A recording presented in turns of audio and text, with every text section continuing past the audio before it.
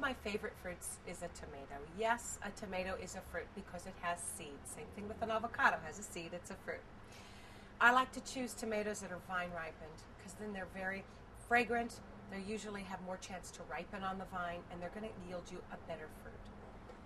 To cut a tomato, I prefer using a serrated edged knife because a lot of times tomatoes can be tough.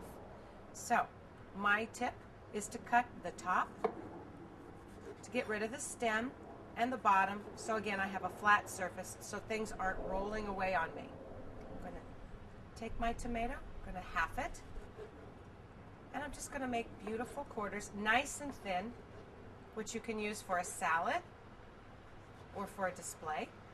If I want to chop it for, say, a sauce, I'm going to flip it over on its side, and I'm going to cut lots of cuts through it, pivot it over, and I'm going to make nice little chunks. This will make a nice consistent look for, say, a bruschetta, which I have a great recipe for, you may have already seen, or you can add it into as a final touch on top of salads. Makes a nice garnish. There you go, tomatoes, a fruit, believe it or not.